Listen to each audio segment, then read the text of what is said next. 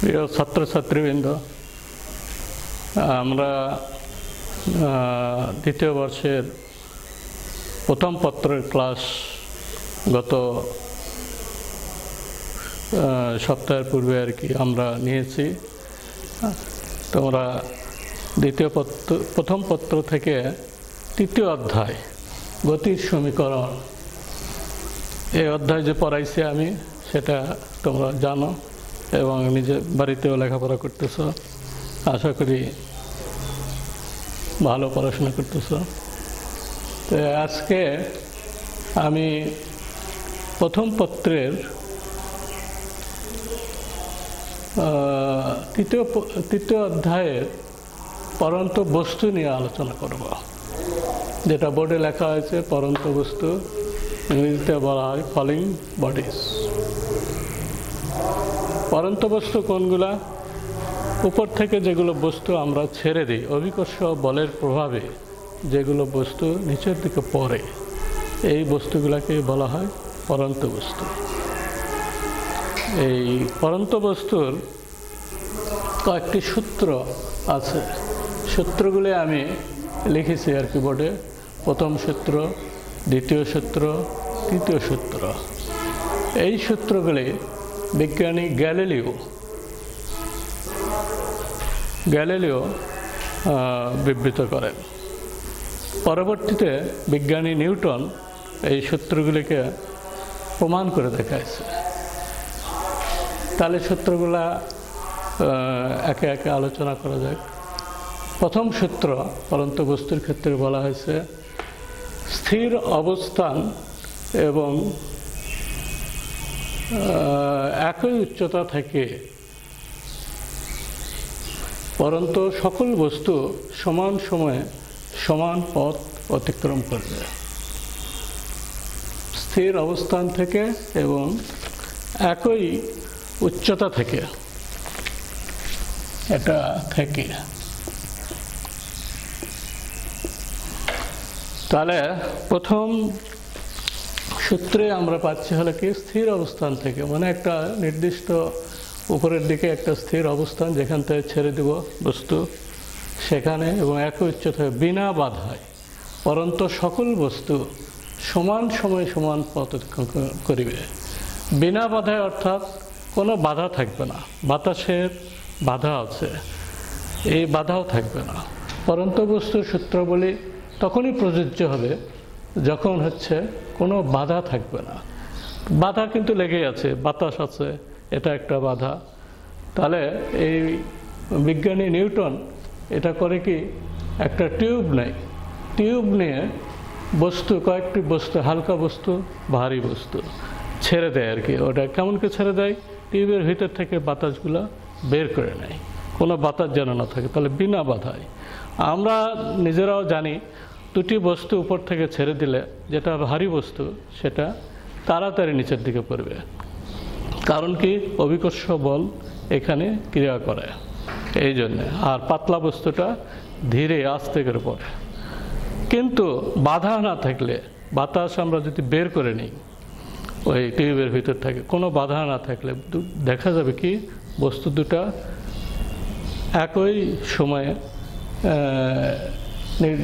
একই সময়ে সমান পথ অতিক্রম করবে, অর্থাৎ একসাথেই দুটো বস্তু পড়বে যদি কোনো বাধা না থাকে। তাহলে অভিকর্ষ বলের প্রভাবে নিচের দিকে পড়বে, বাধা ছাড়া, বিনা বাধায় বলা হয়েছে এখানে।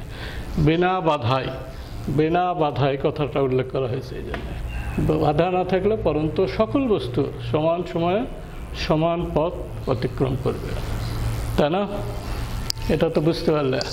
তারপরে দ্বিতীয় সূত্র আমরা পড়াবো। দ্বিতীয় সূত্রে বলা হয়েছে কি স্থির অবস্থান থেকে বিনা বাধায় পরন্ত বস্তুর নির্দিষ্ট সময়ে প্রাপ্ত বেগ ওই সময়ের সমানুপাতিক। সময় কি, অর্থাৎ ভি সমানুপাতিক টি। ভি এখানে বেগ। এই বেগে যদি বস্তুকে উপর থেকে নিচে পড়ে আর কি, পরন্ত বস্তুর ক্ষেত্রে শর্ত কি, বিনা বাধায় হতে হবে। তাহলে বিনা বাধায় নির্দিষ্ট সময়ে প্রাপ্ত বেগ ওই সময়ের সমানুপাতিক। এই যে সময় ভি সমানুপাতিক টি, অর্থাৎ বেগটা হচ্ছে সময়ের সমানুপাতিক। এটা হচ্ছে কি চিহ্ন? সমানুপাতিক চিহ্ন। এটা হলো দ্বিতীয় সূত্র। এটাও বিজ্ঞানী ওই গ্যালিলিওর সূত্র, বিজ্ঞানী নিউটন তার টিউবে নল পরীক্ষায় প্রমাণ করেন।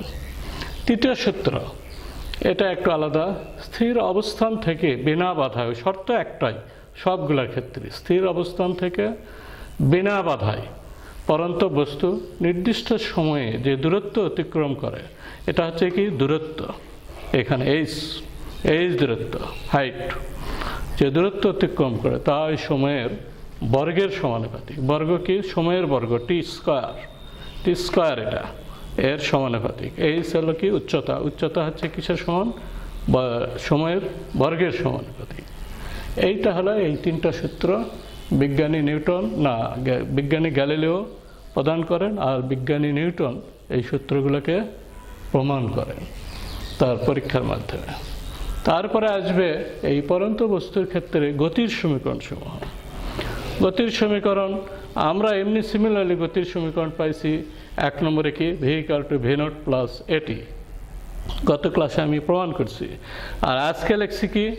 পরন্ত বস্তুর ক্ষেত্রে V equal to V naught plus GT. কারণ কি? ত্বরণটা এখানে অভিকর্ষীয় ত্বরণ দেওয়া হয়েছে। অভিকর্ষীয় ত্বরণ কি? অভিকর্ষ বলের প্রভাবে পরন্ত বস্তুর বেগ বৃদ্ধির হারকেই বলা হয় অভিকর্ষীয় ত্বরণ। এই সেই অভিকর্ষীয় ত্বরণ, একে জি দ্বারা প্রকাশ করা হয়। এই জিটা আমরা এখানে লিখছি। তাহলে তোমরা বুঝতে পারতেছ ওই সূত্র থেকেই পরন্ত বস্তুর সূত্রটা গতির সমীকরণ থেকে আমরা নিয়ে আসছি V equal to V naught plus GT. এখন হচ্ছে এইচ, দ্বিতীয় সূত্র ছিল হচ্ছে কি? এর আগে আমরা পড়াইছি কি? X minus X not equal to V naught T plus half এটি স্কোয়ার, এটা পড়াইছি। আজকে লিখছি কি? H equal to V naught T plus half g t square, এটা লিখছি। এর অর্থ হলো এই, এটা পরন্ত বস্তুর ক্ষেত্রে এটা হচ্ছে এইচ হলো উচ্চতা, একটা উচ্চতা মানে দূরত্ব, ভি নট হচ্ছে আদিবেগ, টি হচ্ছে সময়, হাফ জি হলো অভিকর্ষীয় ত্বরণ সময়। এই সূত্র। তাহলে এটা কোত্থেকে আসলো? গতির সমীকরণ থেকে আসছে, পরন্ত বস্তুর গতির সমীকরণ। তৃতীয় ক্ষেত্রে লিখছি কি? V square equal to V naught square plus toys G H, এটা লিখছি। এটা হলো আগে লিখছিলাম আমরা গতির সমীকরণের ক্ষেত্রে লিখছিলাম V square equal to V naught square plus twice A X minus X naught. ওই এক্স মাইনাস এক্স নটের বদলে এখানে লিখছি কি? এইচ দ্বারা চিহ্নিত করছি। তাহলে এইভাবে পরন্ত বস্তুর গতির সমীকরণগুলোকে আমরা গতির সমীকরণ থেকে লিখতে পারি। তারপরে এটা স্থির বস্তুর ক্ষেত্রে বস্তু স্থির অবস্থান থেকে যদি পড়তে থাকে, সেই ক্ষেত্রে আদিবেগ ভি নট ইকুয়াল টু কি লেখা হয়? 0। ভি নট ইকুয়াল টু হচ্ছে 0 হয়ে গেলে তাহলে এই ভি নোটগুলো বাদ গেলে সূত্রটাকে এইভাবে আমরা লিখতে পারি। বোর্ডটা দাও।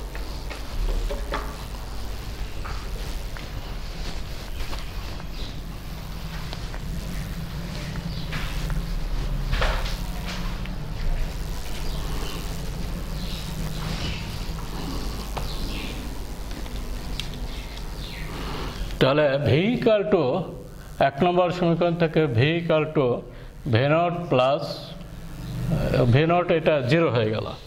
তাহলে আদিবেগ হচ্ছে 0 হয়ে গেলে থাকলো কি? ভি নট বাদ গেলে জিটি, এইটা লিখতে পারি ভি ইকুয়াল টু জিটি। তারপর হচ্ছে এইচ ইকুয়াল টু লিখতে পারবো, এইচ ইকুয়াল টু হচ্ছে হাফ জিটি স্কয়ার, এটা লিখি। তারপরে ভি স্কয়ার ইকুয়াল টু লিখতে পারবো আমরা কি? টয়েস জি এইচ, এইটা।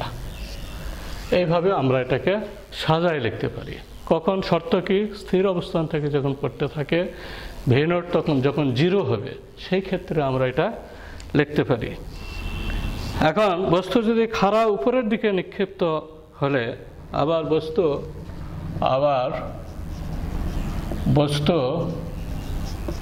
খাড়া উপরের দিকে নিক্ষিপ্ত হলে, বস্তু খাড়া উপরের দিকে নিক্ষিপ্ত হলে এই সূত্রটা হয়ে যাবে তখন কি? V equal to V naught minus GT, কারণ উপরের দিকে ছেড়লে ওয়াই অক্ষ বরাবর মাইনাস হয়ে যাবে, জিটা হয়ে যাবে মাইনাস। পরন্ত বস্তুর ক্ষেত্রে উপরের দিকে যদি নিক্ষেপ করা হয় সেই ক্ষেত্রে ত্বরণটা হয়ে যায় negative. V equal to V naught minus GT square, GT sorry শুধু জিটি। তারপরে আসবে হলো এইচ ইকুয়াল টু লিখতে পারবো হলো v naught t minus half g t square, half g t square. তৃতীয় শর্ত ইয়াতে কী লেখা যায়, V square equal to V naught square minus toys GH. এইভাবে আমরা এটাকে সাজে লিখতে পারি। এখন হচ্ছে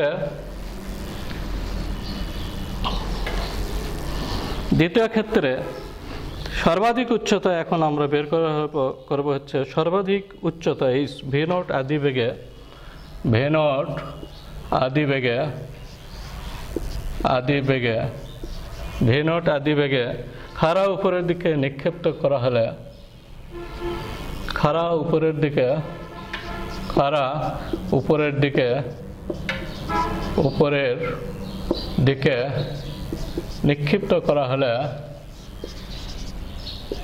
নিক্ষিপ্ত করা হলে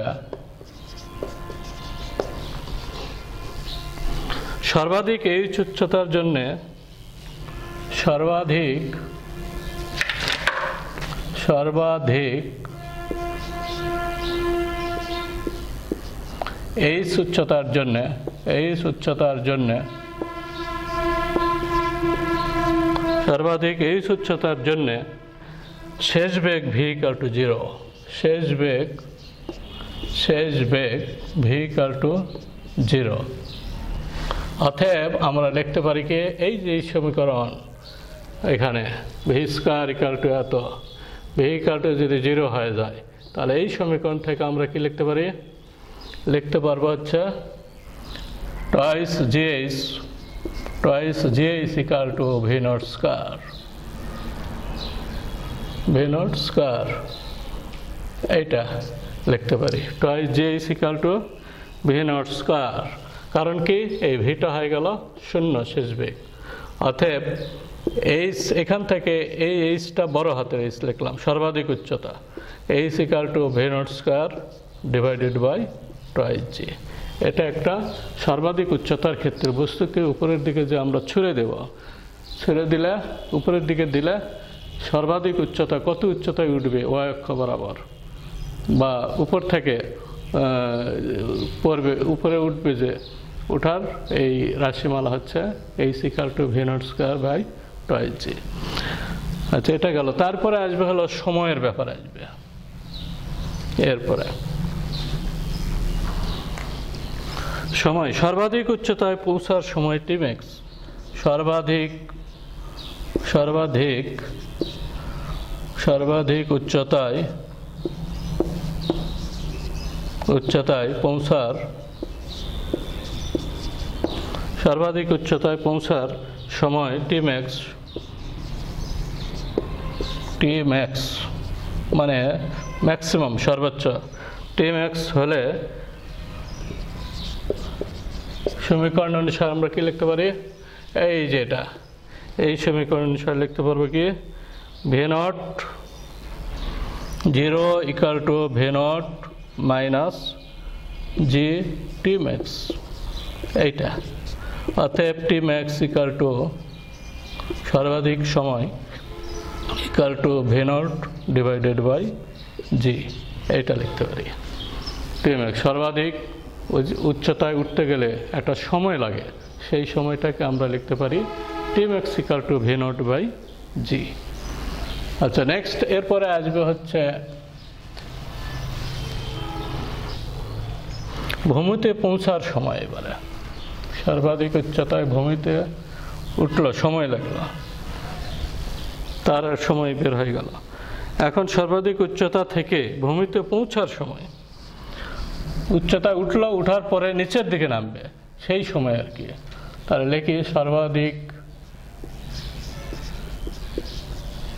সর্বাধিক উচ্চতা থেকে, উচ্চতা থেকে, উচ্চতা থেকে ভূমিতে পৌঁছার সময়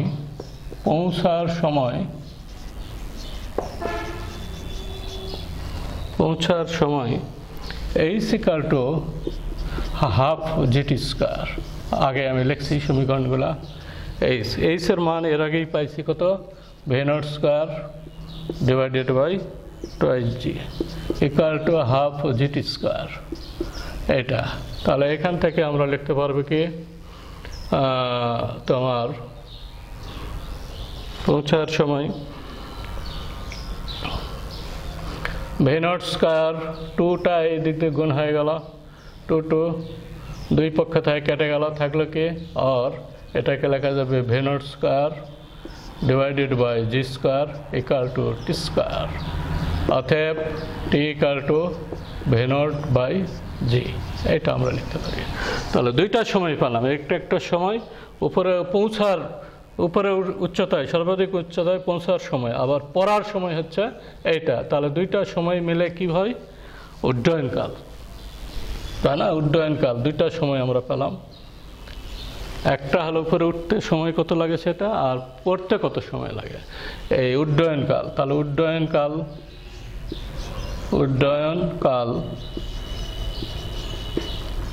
টি ইকুয়াল টু হলো ভি নট বাই জি যোগ v naught by g equal to twice v naught by g, এটা আমরা লিখতে পারি।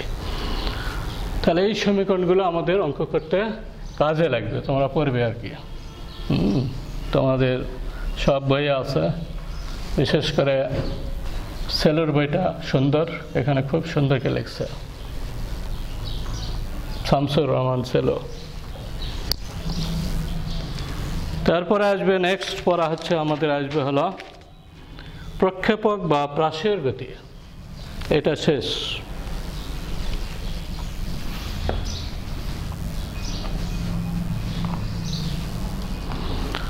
প্রক্ষেপক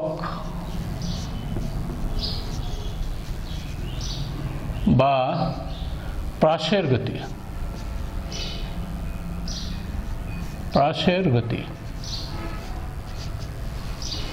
এটা প্রক্ষেপক বা প্রাসের গতি। আচ্ছা, এটা আমরা পড়াবো আজকে। সময় তো আছে নাকি? আচ্ছা, সময় আছে, পড়াই। কোনো বস্তুকে অনুভূমিকের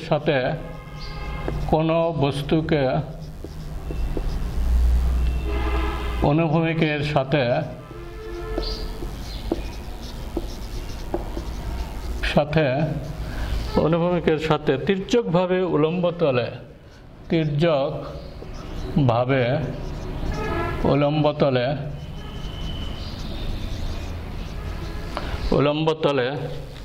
শূন্যে নিক্ষেপ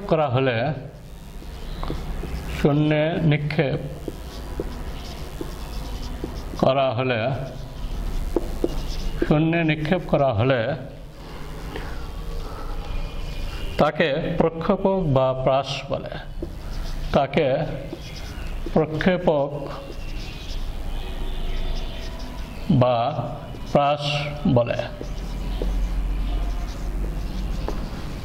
বলে। এবং এর গতিকেই প্রাসের গতি বলে। তাহলে কোনো বস্তুকে অনুভূমিকের সাথে তির্যকভাবে উলম্ব তলে, যেমন ছবিতে দেখায় দেই, এই হচ্ছে একটা এক্স ওয়াই অক্ষ বরাবর বস্তু হলো আদি অবস্থান, এখানে তির্যকভাবে উপরের দিকে নিক্ষেপ করা হলো, তাই না? তাহলে এইভাবে মনে করো ভি নট বেগে উপরের দিকে ছড়া হলো। তাহলে কোনো এক সময় বস্তুটা এই বিন্দুতে আসলো, পি বিন্দুতে আসলো। তাহলে এখানে কিউ লেখি, এই অবস্থা আর কি, এখানে কোণ তৈরি করলো থিটা নট কোণ। তাহলে এক্স ও ওয়াই অক্ষ বরাবর এই যে বস্তু উপরের দিকে নিক্ষেপ করা হলো, উপরের মানে তির্যকভাবে উপরের দিকে নিক্ষেপ করা হলো, কি বেগ, ভি নট বেগ নিয়ে নিক্ষেপ করা হলো উলম্ব তলে। উলম্ব মানে উপরের দিকে, লম্ব বরাবর। শূন্যে নিক্ষেপ করা হলো, শূন্য এটা নিক্ষেপ করা হলে তাকে প্রক্ষেপক বা প্রাস বলে।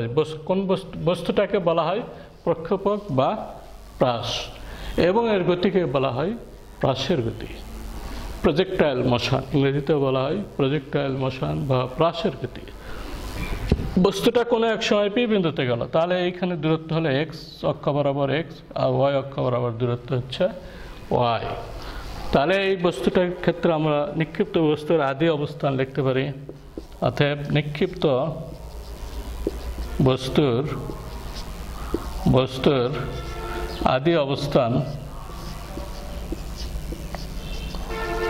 আদি অবস্থান এক্স নট ইকুয়াল টু 0 এবং y naught equal to 0, y naught equal to 0, এই যে 0, এটা ছবিতে দেখাই দিছি।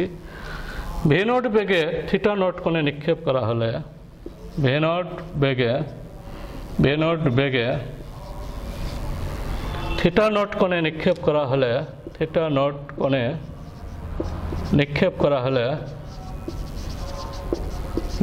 করা হলে আদিবেগের উপাংশগুলো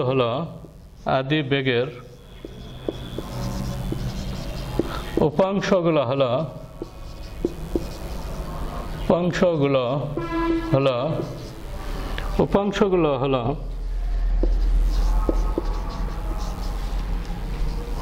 Vx0 equal to V naught cos theta naught, Vy0 equal to V naught sin theta naught। এইটা আমরা লিখতে পারি এই ছবি অনুসারে।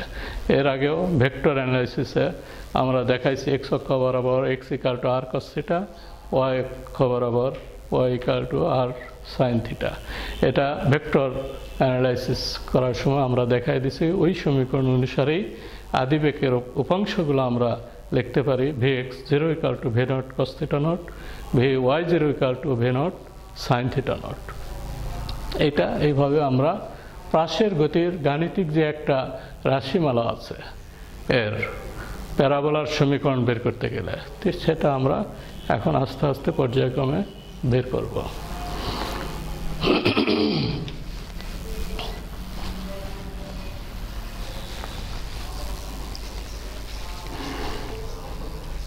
ধরে নিক্ষেপের টি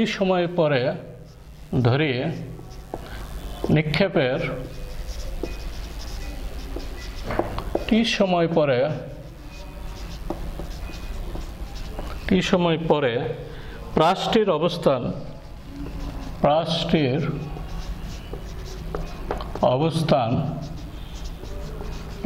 অবস্থান পি বিন্দুতে হলে O Q equal to x এবং O Q P equal to y. এটা ছবিতে দেখো O Q equal to x আর পি কিউ ইকুয়াল টু এটা Q P equal to y. এটা ছবিতে আমি দেখাই দিছি।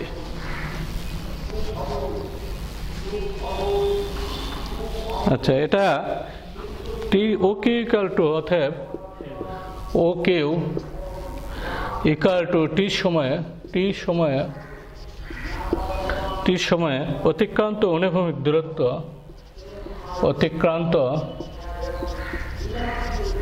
অনুভূমিক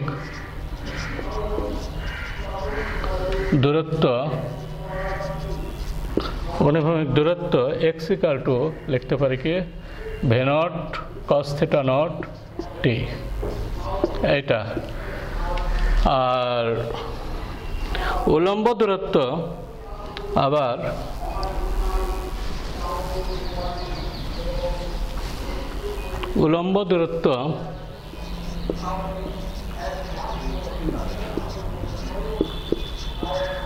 y equal to v naught sin theta naught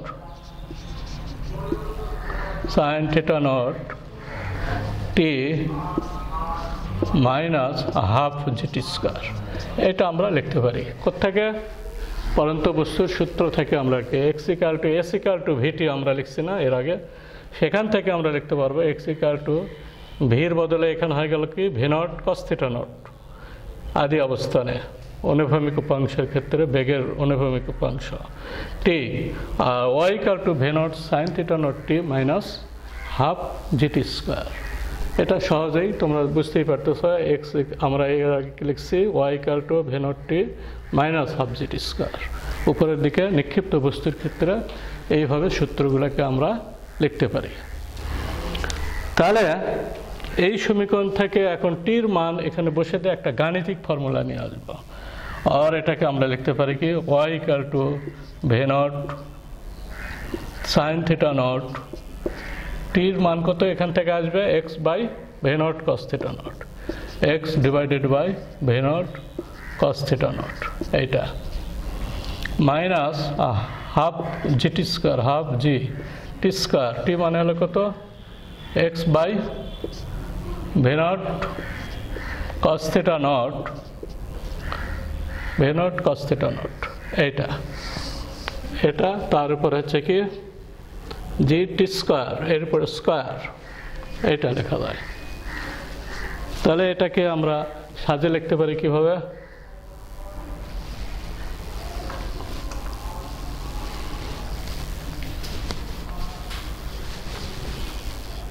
এটাকে সাজায় লিখতে পারি y equal to V naught sine by cos কত হয় 10, v naught tan theta naught ও ভি নট কেটে গেল তো থাকে না এটা, তাহলে টেন থিটা নট এক্স, এটা বাদ টেন থিটা নট এক্স, এটা পেলাম আমরা। তারপরে কত বিয়োগ মাইনাস হাফ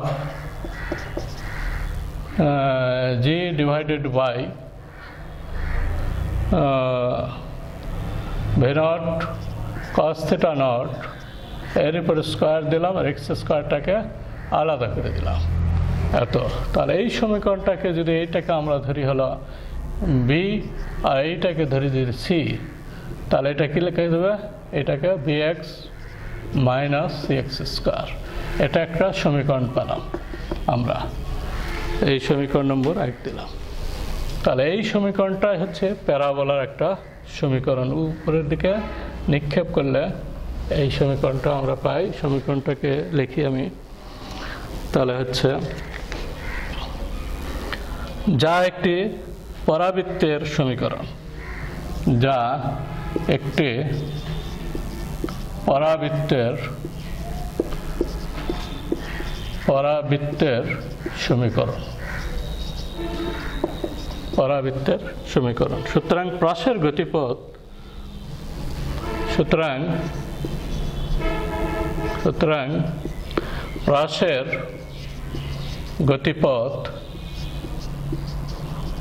গতিপথ বা চলরেখা হচ্ছে, বা চলরেখা হচ্ছে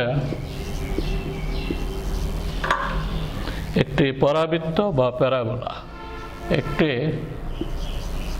পরাবৃত্ত বা প্যারাবোলা।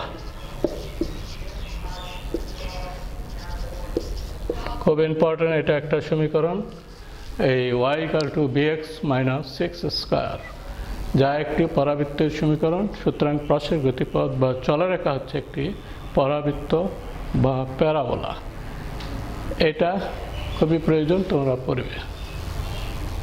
আচ্ছা, এরপরে আসবে এখান থেকে, এটা এই প্যারাবোলার সমীকরণ পেলাম উপরের দিকে নিক্ষেপের ক্ষেত্রে, এটা আমরা পেলাম। আচ্ছা, এটা তারপরে হচ্ছে কি অনুভূমিক একটা দূরত্ব অতিক্রম করবে, এই যে দূরত্ব এখান থেকে শুরু করে এই পর্যন্ত, এটাকে বলা হয় হচ্ছে কি অনুভূমিক পাল্লা। হ্যাঁ, অনুভূমিক পাল্লা, সময় আছে তো নাকি? হ্যাঁ, অনুভূমিক পাল্লা, এই পাল্লাকে আমরা আর দ্বারা প্রকাশ করি। আচ্ছা, এই যখন ওয়াই ইকুয়াল টু 0, যখন ওয়াই ইকুয়াল টু 0 হবে আর পাল্লাকে এক্স এর বদলে আর লিখব, তখন এই সমীকরণটাকে আমরা সাজায় লিখতে পারি কি y equal y equal to 0, 0 লিখলে এটা 0 হয়ে গেল। এই সমীকরণটাকে আমরা সাজাতে পারবো কি tan theta naught r minus half g r square v naught square cos square theta naught, এটা আমরা লিখতে পারি, এই সমীকরণ থেকে লিখতে পারি। তাহলে এখান থেকে আর এর মান আমরা বের করব, যেটাকে বলা হয় হচ্ছে অনুভূমিক পাল্লা। তাহলে এটাকে আমরা লিখতে পারি কি তোমার r equal to tan theta naught উপরে এটা গুণ হয়ে যাবে 2 v naught square cos square theta naught divided by g, এটা লিখতে পারি। তাহলে এই সমীকরণটাকে আমরা এখন সাজায় লিখতে পারি কি equal to r equal to হচ্ছে কি 2 into sin theta naught divided by cos theta naught into v naught cos square theta naught divided by g। তাহলে এখানে কেটে যায় থাকলো কি 2 sin theta naught cos theta naught into v naught square ছিল v naught square divided by g, এটা লিখতে পারি। এই সমীকরণটাকে আমরা সাজালে লিখতে পারি। এটা ইকুয়াল টু এখন লিখতে পারবো কি v naught square sin 2 theta naught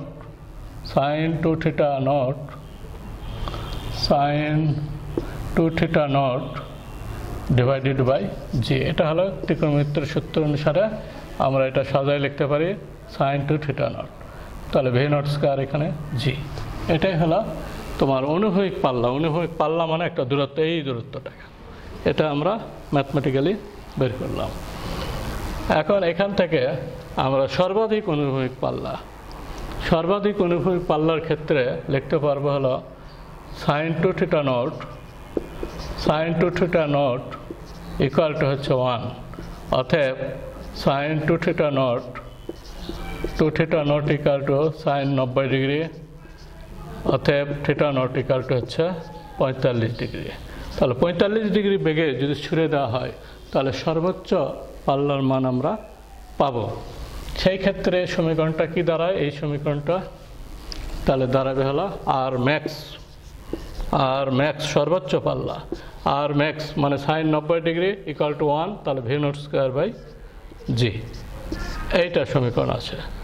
এটা তোমরা পরে আসবে আগামী দিন, বাকিগুলো আরও পড়াবো। উপরের দিকে উঠতে কত সময় লাগে, পড়তে কত সময় লাগে, তারপর সর্বাধিক উচ্চতা কত, এগুলো আমরা আগামী দিন তোমাদেরকে জানাবো।